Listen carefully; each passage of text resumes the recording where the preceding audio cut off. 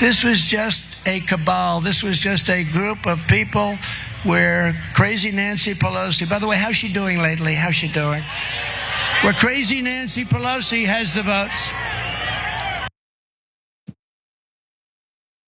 At a certain point, Trump isn't the problem, I'm the problem. Because why am I surprised by that? Why when he says that, do I like go, what? How is she doing lately?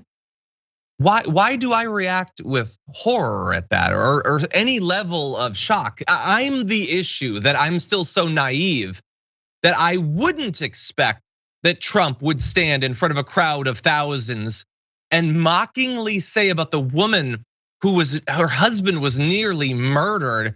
Yeah, how is she? That is like, again, we've done this so many times in the last few years. Forget everything that you've ever known about Donald Trump, everything that he's done, every horrendous piece of legislation, executive action, all the horrible racist, misogynistic, homophobic things he's said. If you saw a video of a person you had gone to high school with saying that about someone whose spouse was nearly murdered, you'd be done. That would be it. You wouldn't need any other context about that person. You'd know everything you need to know about them. But for Trump, it's just the latest in an endless series of unacceptable things. And he's doing it. This is not with Billy Bush, where a hot mic caught him. This isn't the Daily Beast has a source. He was standing on a rally stage, knowing he was being filmed, knowing his audience would like it, and they did. And he said that about Nancy Pelosi, who again, I will say, I disagree with on a number of different things. I would prefer that she not be in Democratic leadership. But the idea that the near death of her husband should be a source for applause lines is truly sick.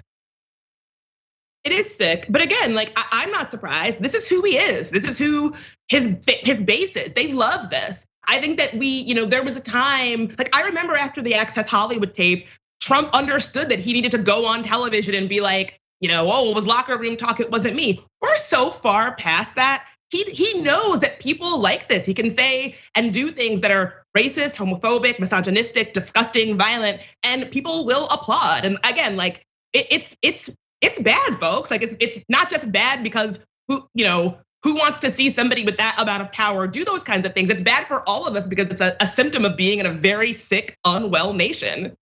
Yeah. It's not, things weren't great in 2003. Let's be clear about that. If you were to jump back, I wasn't doing media or whatever, but it's not like things were great. Things were bad. There were misogynists and homophobes and racists and all of that. But they at least thought, well, I gotta hide what I really believe, right? I can't be too open about it. We have to be subtle. That's gone. That's gone. People are bigoted in all of these ways, but they also know that that is a road to fame and riches. And I don't want to live in that country where people believe that like their bread will be buttered by being as absolutely horrendous as you can imagine. Yeah, I'm glad that you put it that way because we have absolutely incentivized extremism. We've incentivized us to be our worst, ugliest selves. And you're absolutely right that, this kind of stuff did not begin and end with Donald Trump. It's been in our society since the beginning of time. But we have social media platforms and media empires that incentivize it, that tell you if you are your worst self, your most awful self, you can make money from it, you can build a platform from it. And so that is new. The entire infrastructure that we have to amplify and incentivize this kind of extremist incendiary behavior is new and it's very scary.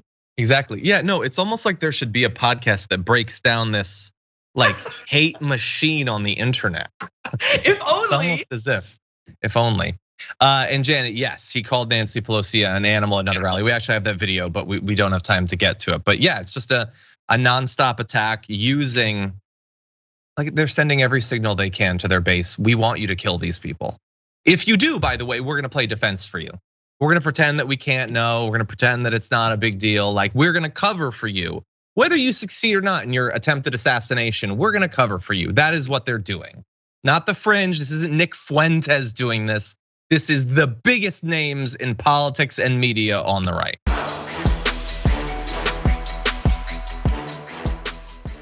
Check out the Damage Report podcast each day, wherever you get your podcasts, whether Pocket Casts or Stitcher or iTunes.